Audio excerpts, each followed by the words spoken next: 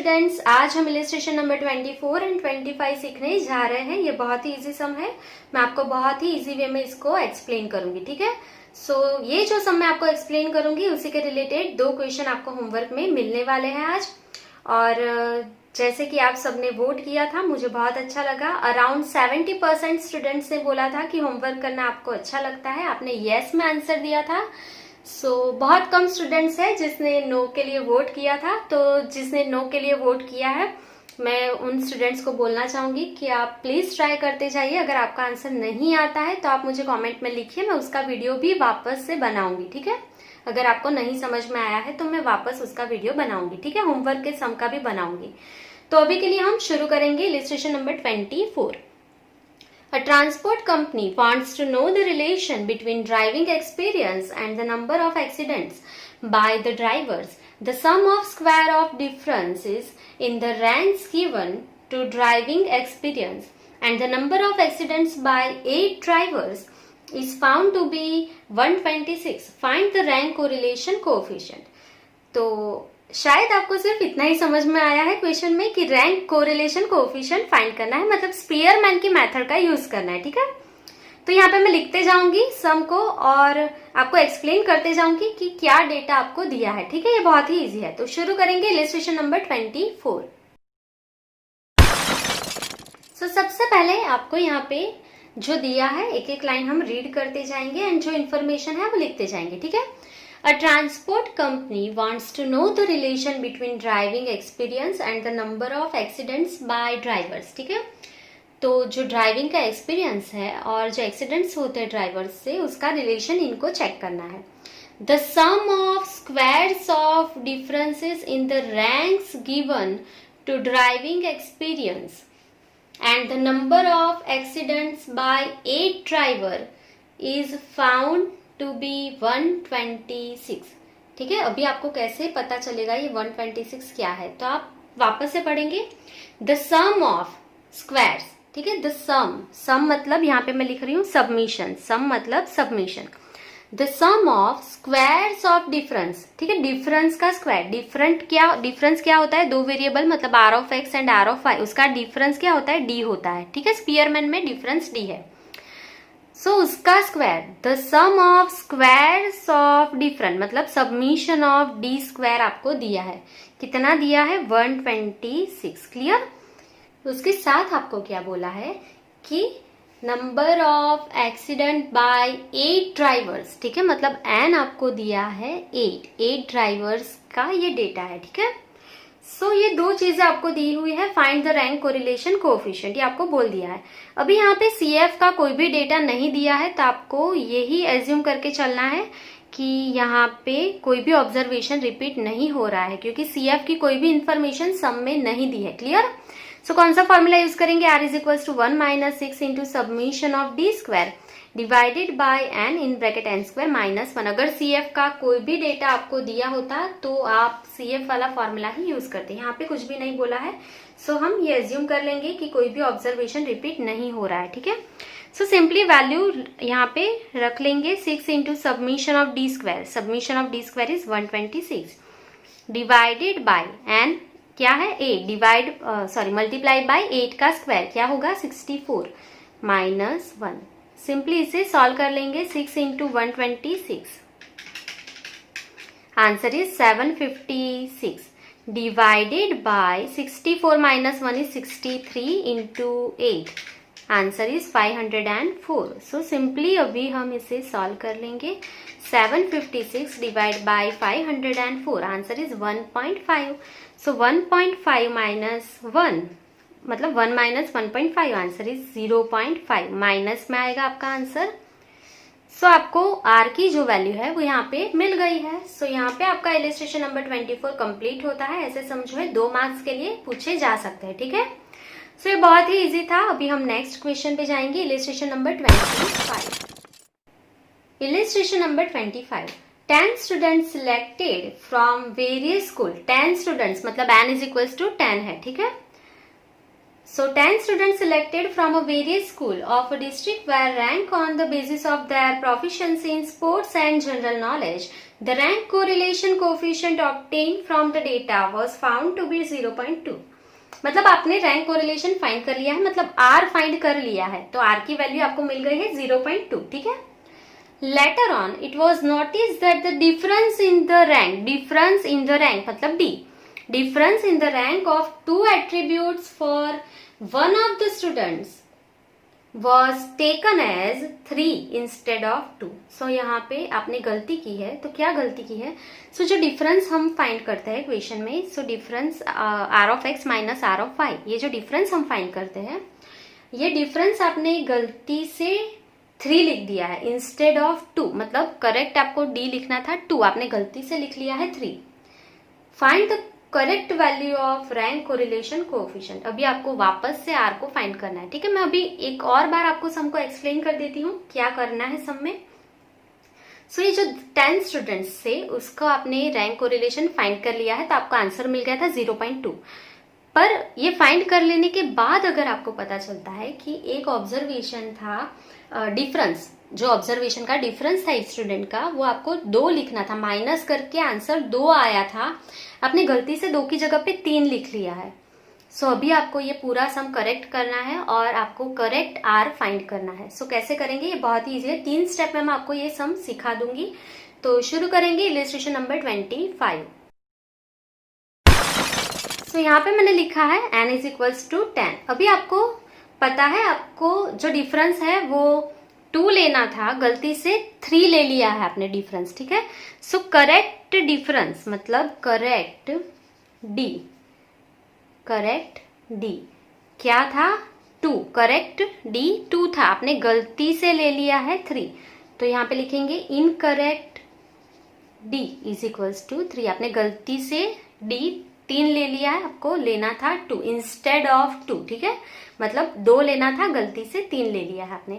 सो ये 3 स्टेप में पहले आपको दिखाऊंगी, उसके बाद ही सम को शुरू करना है, ठीक है. अभी सबसे पहले क्या करना है, सबसे पहला स्टेप ये समझने के लिए मैं ऊपर यहाँ पे लिख रही हूँ, आपको पेंसिल से लिख लेना है. अगर आपको ऐसे ही सम आ जा रहा है तो ये स्टेप भी लिखने की कोई जरूरत नहीं है, ये बहुत ईजी है, ठीक है. सबसे पहले आपको क्या करना है, तो आर का जो फॉर्मूला है वो रखना है, सबसे पहला स्टेप, ठीक है. आर का फॉर्मूला, रैंक कोरिलेशन का फॉर्मूला रखना है और उससे आपको क्या मिल जाएगा, find the submission of D square, ठीक है. Find submission of D square. सबसे पहले हम submission of D square find करेंगे. कैसे फाइंड करना है, by putting formula of r, ठीक है. सबसे पहले आर का फॉर्मूला रखना है जिससे हमें सबमिशन ऑफ डी स्क्वायर मिल जाएगा. ये जो सबमिशन ऑफ डी स्क्वायर मिलेगा ये गलत है, ठीक है, क्योंकि हमने सम में गलती की है. सो ये गलत मिलेगा, तो सेकेंड स्टेप में आपको उसको करेक्ट करना है, ठीक है. तो सेकेंड स्टेप हमारा क्या होगा, corrected submission of D square. ये कैसे करेक्ट करना है ये मैं आपको अभी सिखाऊंगी. अभी के लिए आपको क्या करना है, सेकेंड स्टेप में ये जो गलत हुआ है सबमिशन ऑफ डी स्क्वायर उसे सही करना है सेकेंड स्टेप में.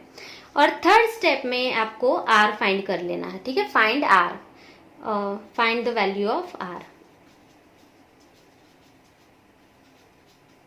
ठीक है. आर का फॉर्मूला हमें रख के आर फाइंड कर लेना है, दैट्स इट. सो ये बहुत ही ईजी है, ठीक है. मैं वापस एक्सप्लेन कर रही हूँ. सबसे पहले आर का फॉर्मूला रखना है तो सबमिशन ऑफ डी स्क्वायर मिल जाएगा. उसके बाद करेक्ट करना है सबमिशन ऑफ डी स्क्वायर को और वापस से आर फाइंड कर लेना है, ठीक है. और पहले और लास्ट में आर का फॉर्मूला रखना है, बीच में सबमिशन ऑफ डी स्क्वायर को करेक्ट कर लेना है. ये बहुत ही ईजी है, ठीक है. तो अभी स्टेप बाय स्टेप इसको कैलकुलेट करते जाएंगे. आई होप कि आपको ये समझ में आ रहा है पूरा. सो यहाँ पे मैं लिख रही हूँ सबसे पहला स्टेप हमारा, ठीक है. सबसे पहले स्टेप में आर का फॉर्मूला रखना है. यहाँ पे सी एफ का डेटा नहीं दिया है तो हम नॉर्मली फॉर्मूला लिख लेंगे, जो सी एफ के बिना फॉर्मूला है, submission of D square divided by n in bracket n square minus 1. ये फॉर्मूला हम लिख रहे हैं क्यों, क्योंकि यहाँ पे सी एफ का डेटा नहीं है, ठीक है. सो अभी इसे सॉल्व कर लेंगे. Therefore आर आपको दिया है 0.2, यहाँ पे मैंने लिखा नहीं है, लिख लेंगे आर इज इक्वल्स टू 0.2. ये गलत आर है, ठीक है, ये गलत आर है, ठीक है. इसको हमें करेक्ट करना है. सो आर के प्लेस पे लिखेंगे 0.2. Is equals to 1 minus 6 into submission of D square, ठीक है, सबमिशन ऑफ डी स्क्वायर। तो ये हमें फाइंड करना है, तो ब्रैकेट में हम यहाँ पे लिख लेंगे, जैसे कि मैंने बोला था find submission of D square. So submission of D square bracket में मैंने लिख लिया है divided by n in bracket n square minus 1। So n कितना है 10, सो 10 इन ब्रैकेट 10 का स्क्वायर क्या होगा 100 माइनस 1, ठीक है। सो सिंपली अभी इसे सॉल्व कर देंगे। 0.2 is equals to 1 minus 6 into submission of D square divided by 100 minus 1 is 990, 990 into, so now 100 minus 1 is 99, 99 into 10 is 990, clear? so ये जो स्टेप है 6 into submission of D square divide by 990, ठीक है, इसको हम opposite side लेके जाएंगे, क्योंकि अगर हम ऐसा नहीं करते तो एलसीएम लेना पड़ेगा, तो ये बहुत ज्यादा हो जाएगा। तो शॉर्टकट में क्या करेंगे, ये माइनस है इस तरफ आएगा तो प्लस लिख लेंगे। 6 into submission of D square divide by 990 is equals to 1 minus ये 0.2 इज इक्वल्स टू के ऑपोजिट साइड जाएगा, तो ये ऑपोजिट साइड जाके क्या हो जाएगा माइनस हो जाएगा 0.2, ठीक है। समझ आ गया इतना? अभी आपको सिंपली क्या करना है, ये प्लस है तो ये माइनस हो गया, ठीक है, इस तरफ। चलो अभी क्या करना है, so 6 into submission of D square divided by 990 is equals to 1 minus 0.2, क्या आएगा आंसर 0.8 आएगा, ठीक है। अभी 0.8 यहाँ से डिवाइड में 990 ऑपोजिट में मल्टीप्लाई हो जाएगा, so submission of D square is equal to 0.8 into 990, ठीक है। अब ये 6 यहाँ पे मल्टीप्लाई में है, ऑपोजिट साइड डिवाइड में चला जाएगा, डिवाइडेड बाय 6, ठीक है। सो इसे सॉल्व कर लेंगे तो सबमिशन ऑफ डी स्क्वायर मिल जाएगा, so 0.8 into 990 divided by 6, so submission of D square is equals to 132। ये जो सबमिशन ऑफ डी स्क्वायर आया है ये गलत है, ठीक है। तो सबमिशन ऑफ डी स्क्वायर हमें मिल गया है, ये गलत है, इसको करेक्ट करना है सेकेंड स्टेप में। तो करेक्ट कैसे करेंगे अभी, सो सेकेंड स्टेप है corrected submission of D square, ठीक है। करेक्ट कैसे करना है तो मैं सिखाऊंगी, उससे पहले मैं वापस से इसको एक्सप्लेन कर देती हूँ। अभी हमने क्या किया, आर का फॉर्मूला रखा है और submission of D square find कर लिया है। ये स्टेप बहुत ही इजी है, आप एलसीएम लेके भी कर सकते हैं, वैसे भी ये सॉल्व हो जाएगा, ठीक है। मैथ्स ही है, जैसे भी करें आप वो सॉल्व हो ही जाएगा, आपका सबमिशन ऑफ डी स्क्वायर 132 आ ही जाएगा, ठीक है। अभी करेक्टेड डी स्क्वायर, इसको करेक्ट करना है तो कैसे करेंगे, तो देखिए आपका आंसर क्या है 132, सो यहाँ पे मैं लिख रही हूँ 132 माइनस रॉन्ग डी स्क्वायर, मतलब जो गलत है उसको माइनस कर देना है, ठीक है। प्लस करना है जो करेक्ट है, करेक्ट डी स्क्वायर, करेक्ट है उसको प्लस। देखो क्या किया हमने, गलती से क्या ले लिया था 3 का स्क्वायर, तो गलती से जो लिया था उसको माइनस कर देंगे, जो राइट डी है उसका स्क्वायर प्लस कर देंगे डी स्क्वायर में, क्लियर। सो ये बहुत इजी है, सो इसे सॉल्व कर लेंगे। इज इक्वल्स टू 132 माइनस गलत क्या लिया था 3, तो गलत जो है 3 का स्क्वायर माइनस कर देंगे, सही क्या है 2, करेक्ट डी क्या है 2, सो 2 का स्क्वायर ऐड कर देना है सिंपली, बहुत ही इजी है, ठीक है। So is equals to 132 minus 3 का स्क्वायर क्या होगा 9 प्लस 2 का स्क्वायर 4, सो इसे सॉल्व कर लेंगे, 9 माइनस करेंगे 4 ऐड करेंगे, सो करेक्ट डी स्क्वायर मिल जाएगा 127, clear. Summation of D square मिल गया है, सो ये जो है वो राइट है। इससे हम लास्ट स्टेप नंबर 3 फाइंड कर लेंगे। अभी हम आर फाइंड कर सकते हैं, कोरिलेशन कोफिशिएंट आर, ठीक है। R is equals to 1 minus 6 into submission of D square divided by n in bracket n square minus 1, ठीक है। So is equals to 1 minus 6 into submission of D square, correct submission of D square लेना है, ठीक है। Right are find कर रहे हैं, सो क्या है करेक्ट आर के लिए correct submission of D square 127 divide by कितने वेरिएबल है, n is equals to 10, 10 into 100 minus 1, 10 का स्क्वायर 100, ठीक है। अभी इसे सॉल्व कर लेंगे, 1 minus 127 into 6, answer is 762 divide by 100 minus 1 is 99 into 10 is 990, सो इसे सॉल्व कर लेंगे। 0.7696, 96 के बाद 9 है तो 97 लिखेंगे, 1 में से इसे माइनस कर लेंगे, सो आंसर इज 0.23, 23 के बाद 0 है, सो कुछ भी ऐड नहीं करेंगे। फाइनल आंसर मिल गया है हमें 0.23। क्लियर? सो अभी आप यहाँ पे देख सकते हैं कि हमने ये जो सम था वो करेक्ट कर लिया है। सिर्फ आपको सिंपली 3 स्टेप में इसे लर्न करना है। सबसे पहले आपको submission of D square find करना है, उसके बाद जो है उसे करेक्ट करना है, देन करेक्ट आर फाइंड कर लेना है। ठीक है, अगर आप यहाँ पे आर लिख रहे हैं उसके आगे आप लिख लेंगे करेक्टेड और करेक्ट आर। ठीक है, करेक्ट आर आप लिख लेंगे, सो आपको कंफ्यूजन नहीं होगा क्योंकि ये जो आर है वो गलत है, इसको आपने करेक्ट कर लिया। क्लियर?